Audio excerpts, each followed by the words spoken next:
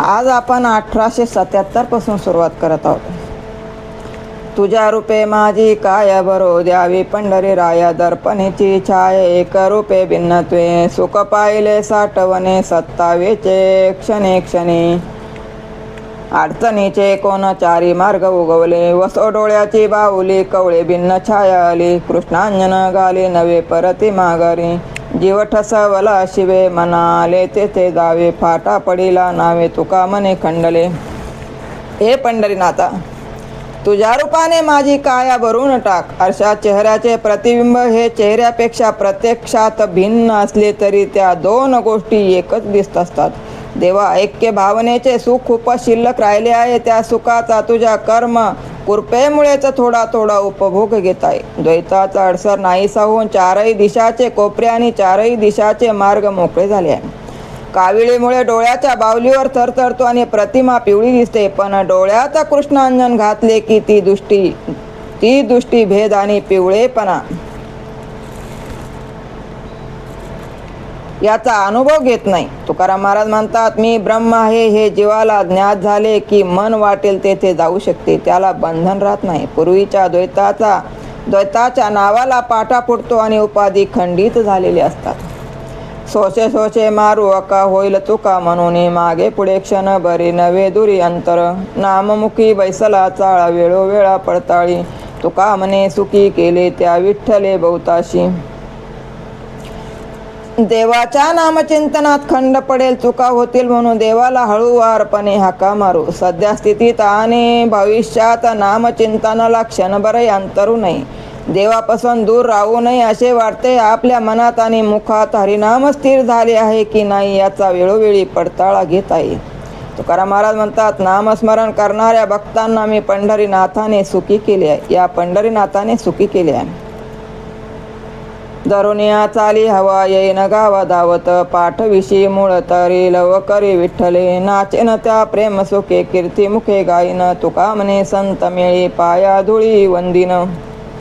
तुझ्या भेटीचे आसमनी धरून तुझ्या गावाला लगेच धावतेन. विठ्ठला, मला आणायला जर मूळ धाडलेस तर तू धावत तुझ्याकडे येईन. प्रेम सुखाने नाचीन मुखाने तुझी कीर्ती गाईन. तुकाराम महाराज म्हणतात, मी संताच्या सहवासात राहीन व त्याच्या पायाच्या धुळीना वंदन करीन.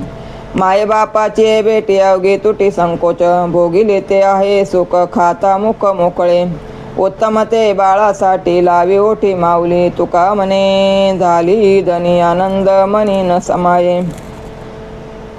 बालक आईवडिलांना भेटेल की संकोच दूर होतो व त्या मुलाच्या स्वभावात मोकळेपणा येतो. आवडेल ते सुख भोगता येते व आवडीचे पदार्थ खाण्यासाठी तोंड मोकळे ठेवता येते. आपल्या बाळासाठी आई उत्तम प्रतीचे दूध जतन करून ठेवते व तेच बाळाच्या ओठी लावते. तुकाराम महाराज म्हणतात, आईवडिलाच्या भेटीने होणारा आनंद गगनात मावत नाही. उदासीनाचा देह ब्रह्मरूप नाही पुण्य पाप लागत त्या अनुताप अंगी अग्नीच्या ज्वाळा नाही मृग जळा विदोयत दोषायशा नावे देहाचा आदर विटाळले अंतर अंबावे तुका म्हणे जायन सोनिया कंती तवची हे चित्ती बद्धत आहे. जे उदासीन असतात त्यांचा देह ब्रह्मरूप असतो, त्यांना पाप पुण्य लागत नाही. त्यांच्या ठिकाणी वैराग्यरूपी अग्नीच्या ज्वाला असतात. संसारूपी मृगजळाने त्या विदू शकत नाही. देहाबद्दल आदर प्रेम वाटणे आणि अभिमानाने अंतकरण मलिन होणे हे अध्यात्मदृष्ट्या महापाप आहे. तुकाराम महाराज म्हणतात, जोपर्यंत प्रपंचाविषयीची कंत दूर होत नाही तोपर्यंत चित्ताला बद्धता असते. बंधनाचा तोड फासा देव आशा टाकोनी नाही तेच घेता शिरी होईल दुरे निजपंथ नातिलेची माझे तुझे कोण ओजे वागवी तुका म्हणे अंतराय देवी काय जिनेते. आशा टाकून देवाने बंधनाचा फास तोडून टाकू. देहाभिमानाच्या ओझ्यात आपल्याशी काही संबंध नसतो. तो भार जर आपण देव आपल्या शिरावर घेतला तर आपल्या आत्मसुखाचा मार्ग दूर जातो. माझे तुझे असे खोटे ओझे कोणी वागवावे. तुकाराम महाराज म्हणतात, असे अंतरलेले भीती भ्रांतीचे जिने जगण्याचे भगवंत दूर जातो. अशा जगण्याचा काय उपयोग. तेच किती वारंवार बोलो फार बोलिले आता माझे दंडवत तुमच्या संत चरणाशी आवडीते नीच नवी झाली जीवी वसती तुका म्हणे बरवे झाले घराले बंदरीचे.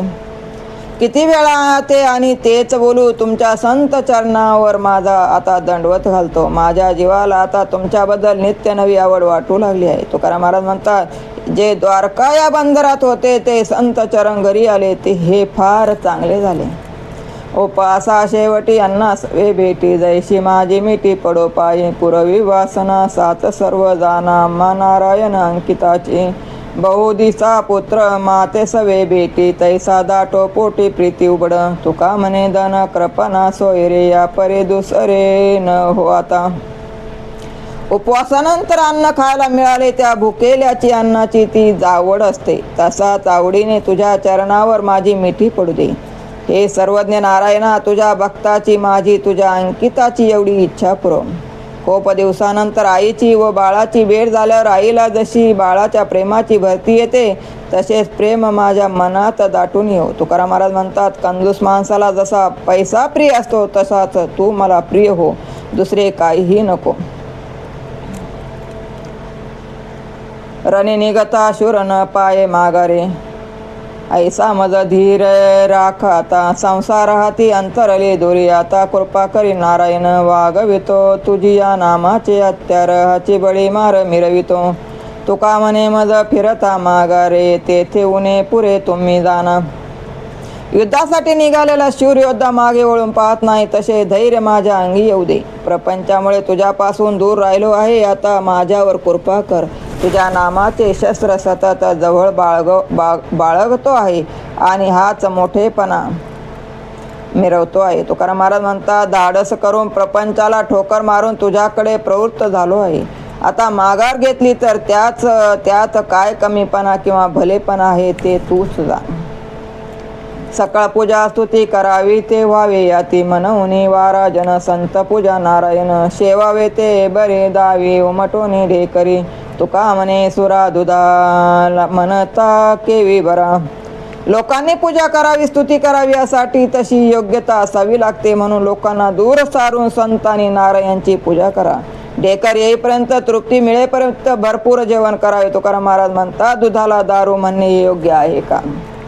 धीर नवे मने काय तयापाशी उने, भार घातलियावरी दासानुपेक्षील हरी, याशी ऐशी अटी द्यावी द्रव्याची साठी, तुका म्हणे पोटे देवा बहु केले खोटे.